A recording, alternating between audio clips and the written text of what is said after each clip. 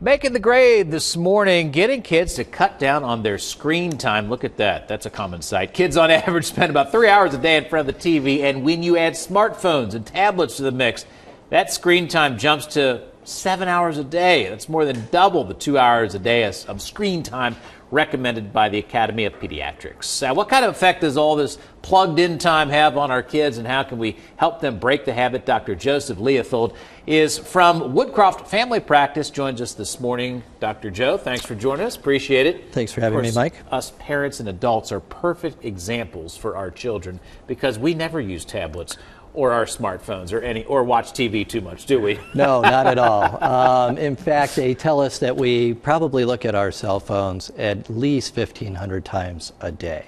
Oh, I feel terrible. And our kids are seeing us do this and knowing that, well, there's nothing wrong with that, right?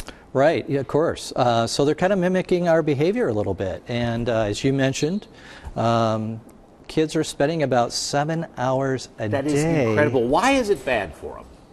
Well, I think it's more of a distraction. It's a tool. It's incorporated into our society quickly. But I think, are we using it to its best potential? That's the question we have to ask ourselves.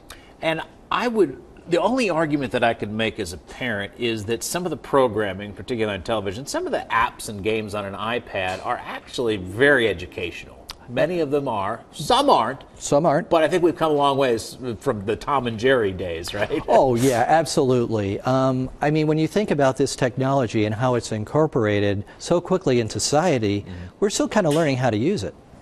But is there a emotional and a social effect when a kid just kind of shuts down for so many hours a day like that? They're not, in a sense, a part of society. Well, you know, I think you have to look at, there's only 24 hours in a day. Right. You're spending 7 to 8 hours at school. Where are you spending that other 7 hours on your smartphone? Right, on the iPad, sure. All right, so we have some very specific advice on what to do if you find yourself in this predicament, which most parents probably do. What do we want to do?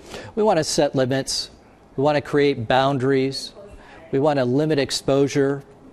We want to increase our physical activity. We want to get these kids outside and moving.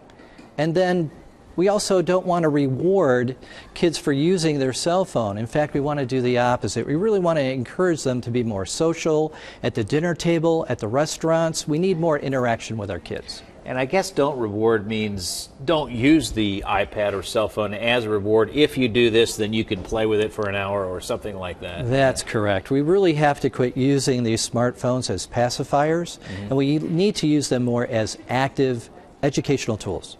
All right, I think good advice for adults, too. I have a hunch. We'll have more ideas on how to help limit your child's screen time on fox45now.com. Dr. Joe, thanks so much for joining us. Thanks for having me, Mike. Some good advice. I got to check my smartphone now.